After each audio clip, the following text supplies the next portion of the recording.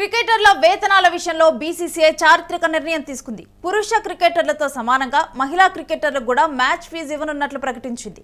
ఆటగాళ్లకు match fee చెల్లింపు విషయంలో తాము లింగ సమానత్వ విధానాన్ని అమలు చేస్తున్నామని బీసీసీఐ కార్యదర్శి జైషా ట్విట్టర్ ద్వారా కూడా ప్రకటించారు.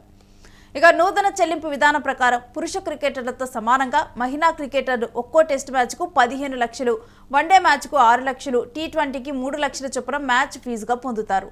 పురుషులతో సమానంగా మహిళా క్రికెటర్లకు చెల్లింపులు జరపాలని భావించారని, దానికి అపెక్స్ కౌన్సిల్ అంగీకరించిందని షా మరో ట్వీట్ ద్వారా వెల్లడించారు. ఇప్పటి వరకు సగటున ఓ సీనియర్ మేల్ క్రికెటర్కు రోజుకు 60,000 చెల్లిస్తుంటే సీనియర్ మహిళా క్రికెటర్కు 20,000 మాత్రమే చెల్లిస్తున్నారు.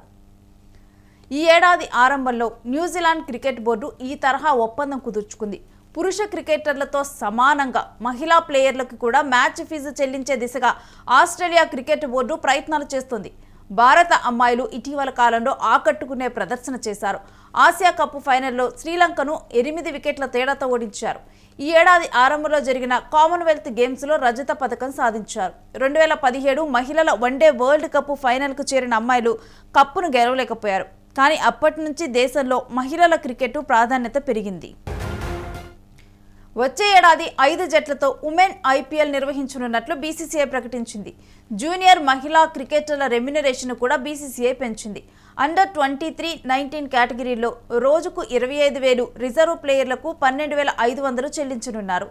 రివైజ్డ్ ఫీ స్ట్రక్చర్ ద్వారా అంపైర్లు, మ్యాచ్ రిఫరీలు కూడా ప్రయోజనం పొందనున్నారు. ఇక దేశవాళీ టోర్నీలో రోజుకు లీగ్ మ్యాచ్లకు అంపైర్లు, మ్యాచ్ రిఫరీలకు 40,000, నాకౌట్ మ్యాచ్లకు అయితే 50 నుంచి 60,000 ఉంటుంది. రంజీ ట్రోఫీలో ఒక లీగ్ మ్యాచ్కి 1,60,000, నాకౌట్ మ్యాచ్కి 2,50,000 నుంచి 3 లక్షల వరకు సంపాదిస్తారు.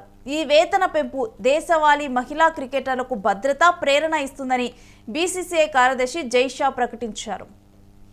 ఇక అంతేకాకుండా కోవిడ్ కారణంగా 2020-21 సీజన్ దేశవాళీ క్రికెట్ను పూర్తిగా రద్దు చేశారు. దీంతో కేవలం క్రికెట్ పైనే ఆధారపడిన అనేక మంది ప్రొఫెషనల్ క్రికెటర్లు ఆర్థికంగా ఇబ్బందులకు గురయ్యారు.